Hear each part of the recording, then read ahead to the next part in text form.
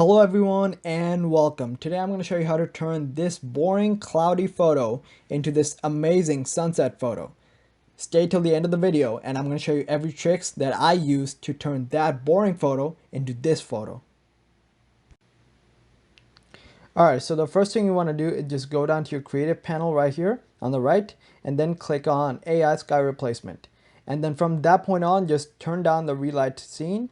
We're going to be working with this photo later on in Lightroom, then we can adjust the lighting there. But for now, just turn down the relight scene so it gives it a more natural look. Then for sky selection, you just want to click on sky selection and choose the sky that's appropriate for you. For me, sunset 4 works the best, so I click on sunset 4. And just so you're wondering, advanced settings, like you have to click on advanced settings because we're going to do something called sky defocus, because whenever you take a picture, the sky or the background tends to become a little blurry. It's very very hard to notice, but if you really have to look closely to notice that. But it is there, so to give it a more realistic look, you're going to turn up the sky defocus right here to 5. What that does is it adds a little bit of blurriness to the sky and makes it look more realistic and adds more focus towards the car. After that, you're done replacing the sky. It's that easy. And then you just close this tab, the AI sky replacement, you close that, and then you hit this button right here, then export to image, and then you want to export this photo as a TIFF file. The reason for that is it stores more data and later on you can edit more if you export it as a TIFF file. So just leave everything else like as a default settings. From format, choose TIFF, T-I-F-F, not JPEG, not PNG, but TIFF.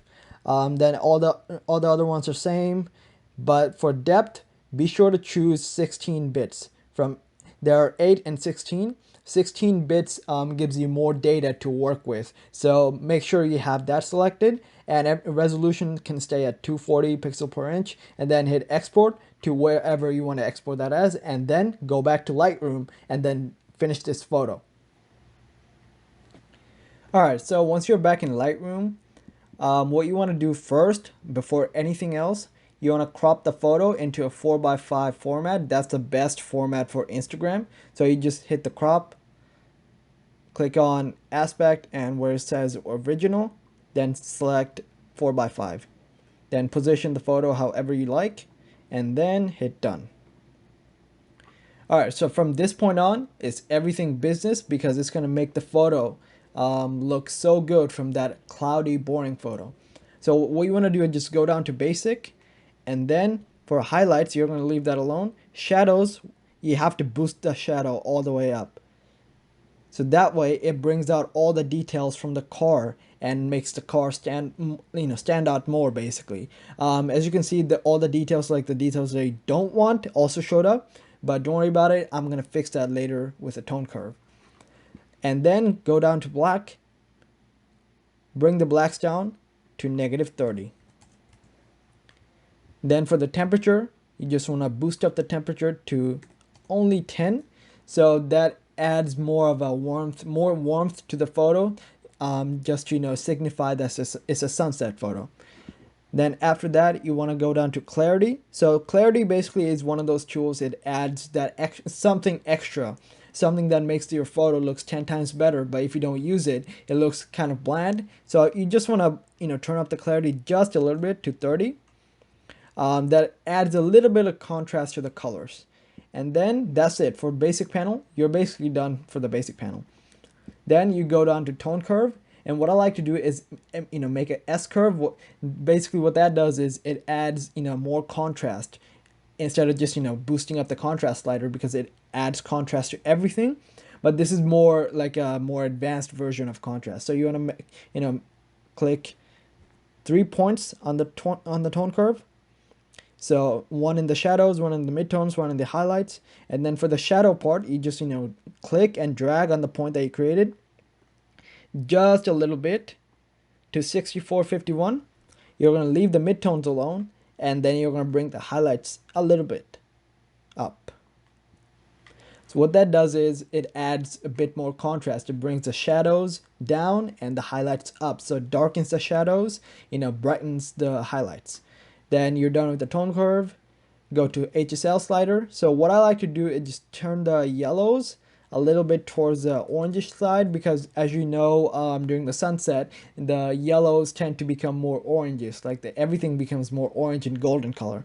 So just turn the, turn the hue for it, click on hue and turn it down towards the orange side to -30, and you're done with the HSL.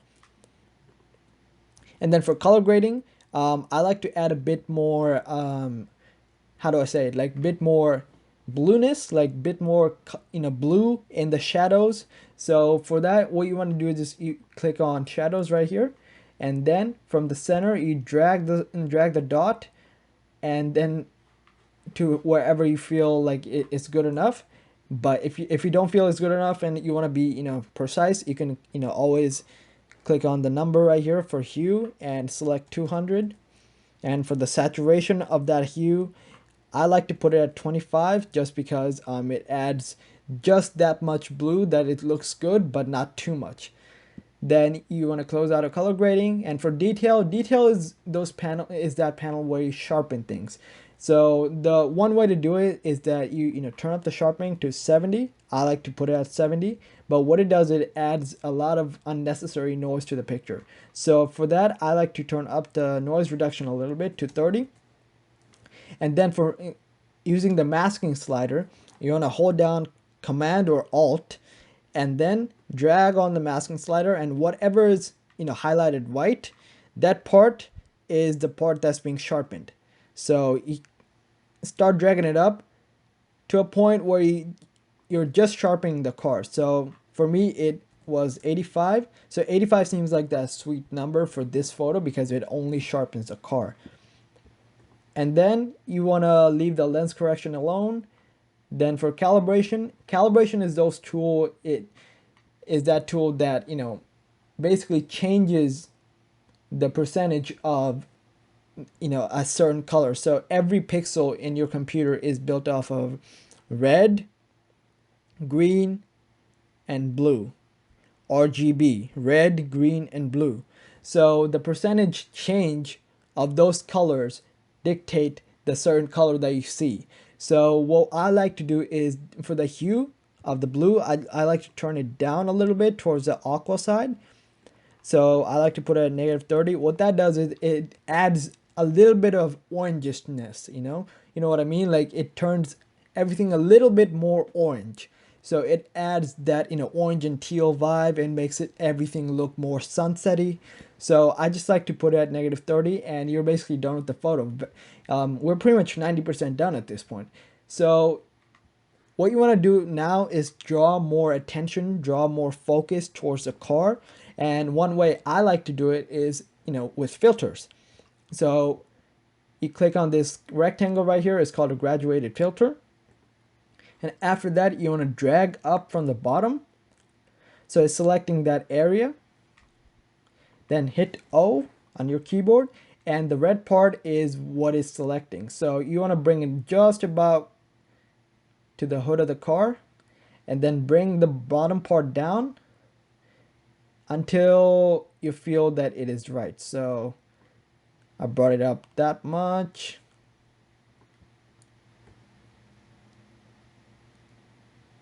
Yeah, I think that looks good. So you hit O again to get rid of the selected highlight, and then you want to drop the exposure for this selection. What that does is it darkens that part. So I like to put it at -2. So as you can see, it makes it very dark, but I don't want that. So I like to bring the bottom part just a little bit more down and then adjust it accordingly by compensating until it looks good to me. I think that looks good, then you hit done. So what now, from before and after, it adds more attention to the car itself, which is a big deal when it comes to photography, when it comes to car photography. But I still feel like the car is a little more bland. I'd like to draw more contrast, more attention, more focus towards from the entire picture towards the center of the picture where the car is. So I like to add more contrast to the car with a radial filter. So you hit this little circle right here, and the radio filter, box is going to pop up, and then you just that plus right there on the photo, you want to click and drag and make a circle around the car, and hit O again. That shows the area that's been selected, and then select the car in a way that you're not covering a lot of the outside area of the car, just about the car. And then you want to feather it to 50, turn up the feathering to 50, and make sure the invert box is checked. That way it's not selecting the entire picture, but your car was inside that circle. So hit O again, so it gets rid of the highlighted section. And then you want to turn up the contrast to 50. So that basically darkens the car a little bit more and adds a bit more contrast to the car, so it looks good compared to the rest of the picture. And then you want to turn up the temperature to 10. So what that does is it adds a bit more warmth to the highlights of the car. That way it looks that it's part of the picture, part of the sunset, because as you know, we added the sunset in the background, so the car needs to look like that's part of it. And then add contrast, temperature is 10, blah blah blah. Yeah, that's about it. Then hit done. So we already made a huge difference from what this picture was, but we are not done yet. What you want to do now is add more contrast to the sky, because the sky still looks like it's, doesn't have that extra something, So you want to hit the graduated filter again. And then from the sky, you want to drag down, just like we did for the bottom. And then hit O again. So that way you can see the selected area. I like to drag it down so that it's just about covering most of the windshield, because the windshield is not going to be affected anyway, because this middle line and whatever is above it, that's what's being affected the most. So you don't really have to worry about being perfect on this one. So after you're happy with this, just hit O again. It gets rid of the selected area. Then turn up the temperature to 20. So that adds more warmth to the sky. As you know, the sunsets are very warm. And then for contrast, I like to put the contrast at 50. And then you want to come down to dehaze. What dehaze does is, gets rid of haze in the sky, but it also adds more contrast, in spite of the contrast that you already added. So it looks a bit more natural. You know what I mean? Like you want to add that to 20. So it basically darkens up the shadow part of the clouds and, brightens up the highlight parts. So 20, 50, 20. Yeah, that's it. Then you hit done. And that's going to be the tutorial for today. Just look at the difference. So this photo was very, very bland, and we turned this boring photo into this amazing sunset photo. That, the Luminar 4 is a great tool. If you don't have it, I highly recommend you go and get it. Because you have these skies that are built in, and you can buy more skies if you need it. But I feel like the built-in skies work the best for me, so I just use the built-in skies. So for that, it's great. Luminar 4 is great. And then the fact that you can actually use that with Lightroom makes it even more big of a plus, because now you have two different softwares that does two very different things, but they can work together. They can work together to make a, to make an amazing photo. So just like we did here, this boring photo with the sunsets in the back, into this amazing masterpiece.